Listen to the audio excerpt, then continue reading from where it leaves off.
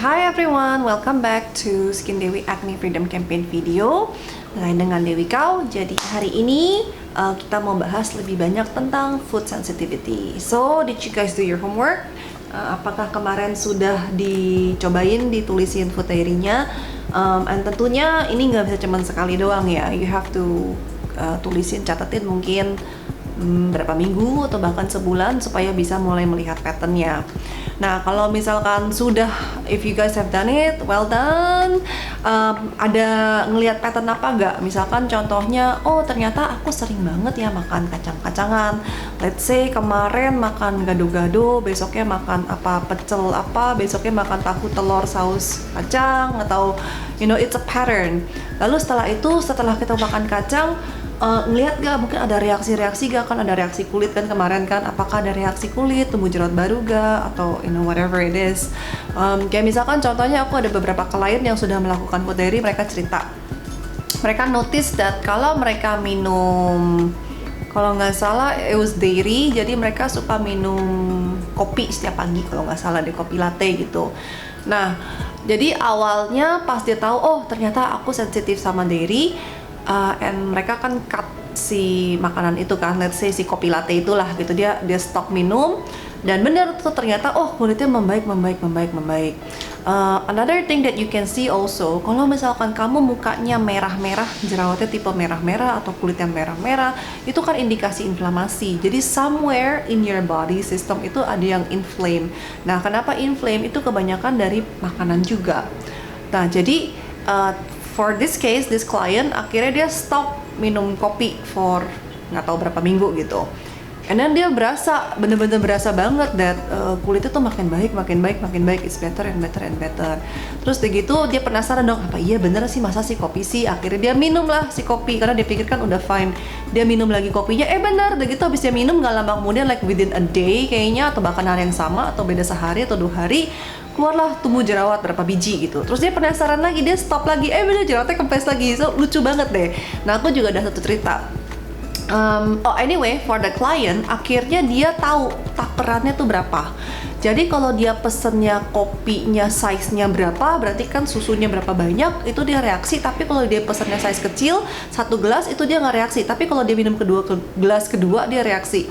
So kadang ada dosisnya juga. So you have to mungkin kayak cari tahu aja gitu, main-main sendiri dan cari tahu apa. Tapi tentunya awalnya you have to cut it off completely. Awal-awalnya, dan setelah itu pas udah oke, bisa balik lagi dan sambil lihat takaran-takarannya. Nah, aku ada tuh cerita lagi. So this is actually my husband. Dia sempat satu saat jerawatan di jidatnya, di dahinya tuh banyak banget merah-merah gitu. Terus begitu dia bingung gitu, ini kenapa ya? Dia ngomong satu hari, dia ngomong gitu, wih ini kenapa ya, aku sekarang jadi banyak jerawatan ya di jidatnya ya, kenapa nih ya gitu. Terus yang lucunya tuh dia lagi sambil makan kacang kan. Terus gitu aku bilang, kamu belakangan ini lagi banyak makan apa gak? Ya sama aja. Nah selalu gitu tuh kalau aku ngomong sama siapapun juga, klien, kamu lagi berubah makan apa gak, lagi banyak makan apa? Enggak, sama aja, pasti semua jawabannya begitu. Tapi yang lucunya pas aku ngomong gini tuh dia lagi sambil makan kacang nih, lagi asik ya gitu, kruk makan. Terus aku sambil lagi ngomong sama dia sambil liatin, kamu kan dulu nggak sering makan kacang, ini kan baru dia gara-gara tempo hari kita suka pergi pijit ke satu tempat, di sono jual kacangnya emang enak, garing banget. Jadi setiap kali kita pergi pasti beli kacang. Nah awalnya cuma makan pas lagi mijit, belakangan tuh karena enak ya udah dia beli banyakan bawa pulang ke rumah. Jadi dia setiap hari pulang kerja pasti dia buka 1 bungkus, bungkusnya lumayan gede segini kali, makan sampai habis gitu. Nah, hari pertama is okay, hari kedua is okay, nggak tahu dia berapa hari, mungkin seminggu 2 minggu, mulai jerawatan gitu. Terus akhirnya pas aku bilang, loh kamu kan dulu jarang makan kacang, ini kan baru lately nih gara-gara kita suka beli di tempat itu gitu. Terus dia baru sambil lihat, iya ya bener juga ya, biasanya jarang, ini lagi demen banget. Wah bener juga, yaudah deh, akhirnya dia stop makannya.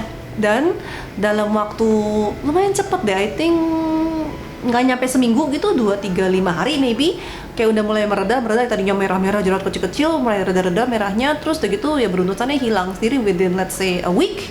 Dan ini tanpa dipakein produk, tanpa dipakein apa-apa, bener-bener cuman cut off kacangnya doang. Jadi this is what I mean. When you have this kind of sensitivity, biasanya tuh begitu kita identify makanannya apa, lalu kita cut off, itu lumayan cepat reaksinya. Tentunya kalau misalkan kamu punya sensitivity-nya ternyata udah tahunan, puluhan tahun, of course it takes more time untuk badannya recover ya. Tapi you can literally see it kok. Maksudnya dari minggu ke minggu, minggu ke minggu tuh kita bisa kelihatan mukanya ada progress gitu.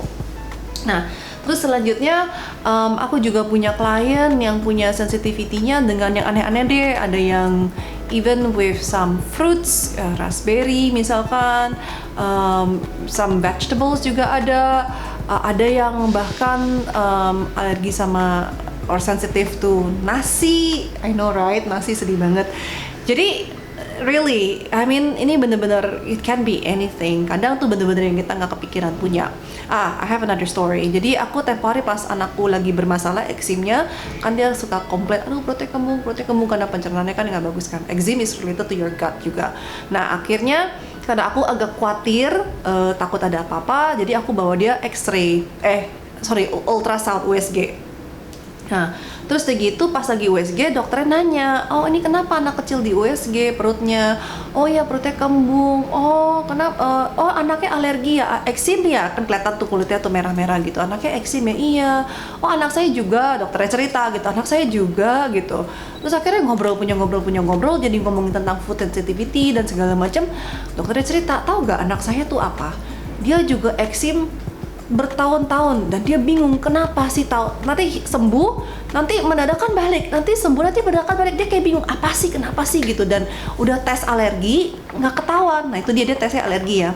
Terus akhirnya sampai udah sekarang tempo hari kalau nggak salah anaknya udah belasan, 18 atau 20 kali lah, dia baru inget, oh kayaknya setiap kali datang eksimnya itu di saat ada kondisi-kondisi tertentu, dan kebetulan kondisinya adalah di saat dia terima pisang. Jadi kayaknya kalau nggak salah siapanya saudaranya atau siapanya punya kebun pisang atau gimana, jadi kalau lagi berbuah suka dikirim ke rumah gitu, tapi kan nggak selalu ada kan. Dan ini jenis pisangnya tuh bukan yang yang biasa kita beli di supermarket gitu, kayak dia jenisnya pisang apa gitulah namanya lah, aku juga udah nggak inget.